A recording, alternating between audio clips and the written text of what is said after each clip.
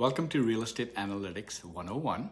My name is Saad, and the topic of this lesson is data models. Before data can be pulled into dashboards or reports, it has to be prepped and modeled. Data models are groupings of data that are usable for a specific purpose. For example, understanding the collection situation or understanding the 90-day occupancy and so on. If you're using VLOOKUPs or index match, you're already doing data modeling. So looking at this diagram of the course syllabus, we are at the orange dot, number 4. In the last lesson on data storage, we talked about fixing data quality issues in the data and making the data trustworthy and useful.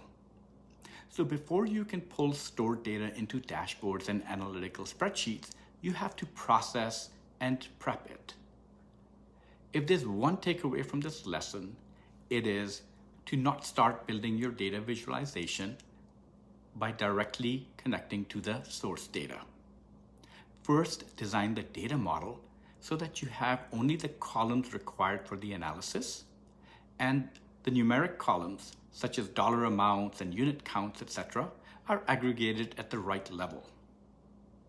If you do data modeling, you'll ensure that your dashboards will drill down from summary to detail or roll up the metrics and apply filters for dates, property groups, GL accounts, and so on. So data modeling is a step in the data preparation process. Think of an assembly line. Before furniture such as this can be produced from raw lumber, the lumber has to be processed into component parts. Think of data models as the component parts that go into the finished product. In this lumber example, the finished product is the furniture, and the benefits or value are the comfort and convenience the furniture provides. Similarly, before cars can be produced from sheets of steel, various components and subassemblies have to be built. These are combined into the final finished product that provides the benefits of transportation, comfort, prestige, and so on. So for data analytics, the finished product is the dashboard or the report that displays the desired information, and the benefits or value are the ideas and insights that can be derived from these. The value part can't be emphasized enough. All the work that goes into an analytics program must deliver tangible value. And Module 3 of this course focuses entirely on value and impact. So back to data models. So hopefully you can see the importance of data models in order to get the end product right. Data modeling is essentially a design activity. As with all design activity, it should be done by someone who understands the business domain, as well as the nature of the data, such as how clean the data is and where the gaps might be. And they must also know what the goals of the analytics are. That is, what questions need to be answered by the dashboards. So how well data modeling is done will drive the usefulness of the dashboards and the analytics reports. Well-designed data models can be reused. For example, the 90-day occupancy model, which I will describe shortly, can be reused for analyzing leasing velocity, vacancy loss, and even analyzing make-ready performance. So let's see some examples. I'll describe examples of data models in the context of metrics related to collections, cost per lead, and 90-day occupancy. Collections. So let's assume the goal for collections is to display which regional managers' properties are underperforming in collections, and to be able to drill down to which residents are driving the bulk of the outstanding balance. So here's the data you'll need to assemble. You'll need a table that contains these columns, a table showing the regional manager and properties, and in order to drill down to the resident level, you'll need another table showing residents, property, amount charged, amount paid, and the outstanding balance. So you'll join these two tables on the property ID column. The percent collected is the ratio of the amount paid and the amount charged. It's what we want to compare the regional managers with. So the percent collected amount is a calculation, and it'll be rolled up from resident up to properties up to regional managers. Oh, by the way, make sure you don't include resident names or personally identifiable information in your data set. It's not needed. Unit numbers and tenant IDs are usually sufficient. So, for analyzing collections, you've got the basics of the data model that will power your collections dashboard.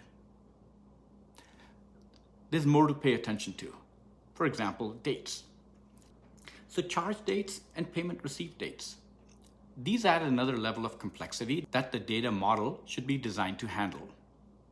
What you'll do here is define a new date column, activity date, for example, and map the charge date and the receipt date to this. An additional level of complexity could be showing the percent collected separately for current residents versus current and former residents.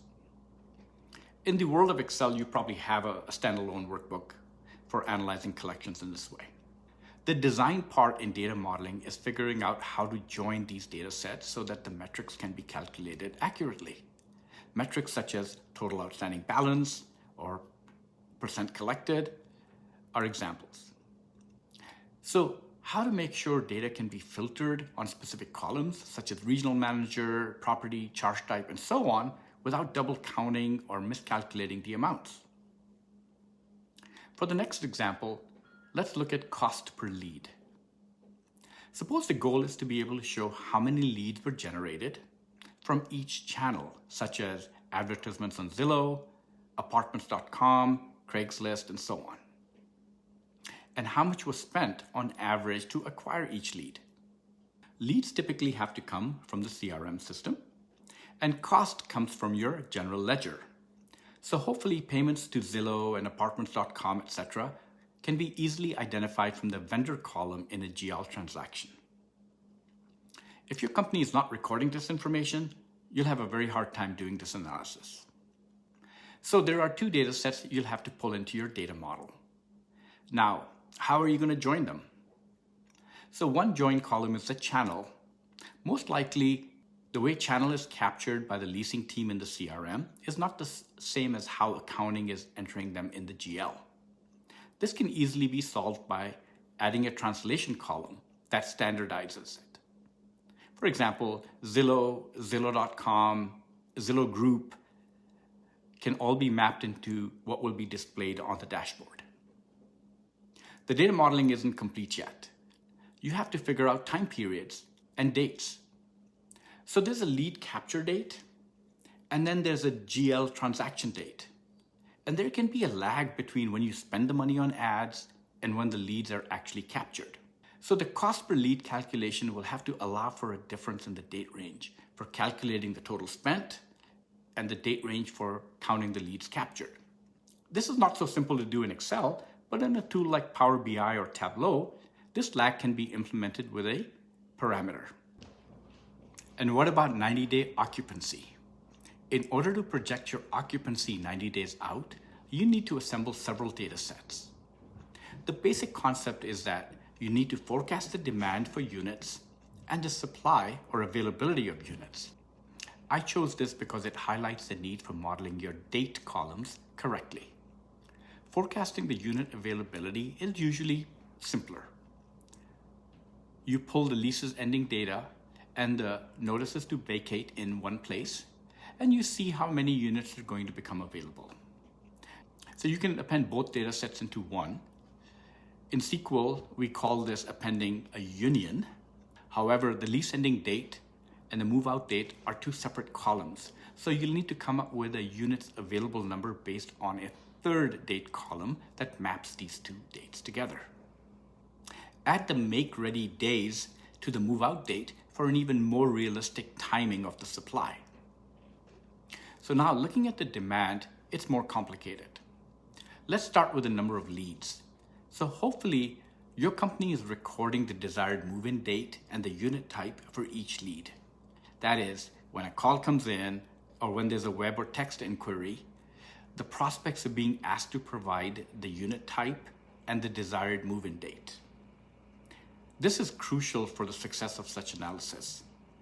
Obviously, not every lead is going to turn into a resident, So you'll need to multiply the total leads with your lead conversion ratio. So I will not be covering how to come up with the lead conversion ratio in this lesson, but that's another thing to add to your company's analytics roadmap. Now you've got the demand by unit type and the move-in dates. And you've got the supply by unit type and by move-out date. So the difference between the two will tell you how many units you need to fill. If you roll up the dates to weeks, you'll be able to smooth out the numbers and find that you have usable data. Hopefully this gives you an idea of what's involved in building the data model for the 90-day occupancy analysis. As I said at the beginning, if you're doing index match or VLOOKUPs, you're already doing data modeling. Doing this in Excel with larger and larger volumes of data is not scalable. Excel doesn't really allow for ad hoc analysis, so building your data models in Excel is limiting. But it's a great way to understand the data and to try out different modeling strategies. So I'll summarize the key points here. Data modeling is necessary before you build dashboards, visualizations, and pivot tables. The output of data modeling is a data set containing the right columns needed for your analysis, and it also contains the right number of rows at the right level of aggregation. The more granular your rows, make sure you have columns for each higher level. So if you have GL transactions in rows, make sure you have a column for GL account, parent GL account, property group in the same data set. Otherwise, roll up and drill down will not be possible. And pay attention to the dates. Most charts display dates on the x-axis. So when you have multiple date columns in your data model, map the dates to a new display date column that will be displayed on the x-axis and also used in the date filters. So I'll wrap up here. This was lesson 2.1 on data modeling, and the next lesson is going to be dashboard development. In that lesson, we will do demos to give you an idea of what it's like building dashboards in Power BI and in Tableau. So please get in touch with me if you have any questions, and I invite you to follow RentViewer on LinkedIn. And please spread the word about Real Estate Analytics 101. Thank you.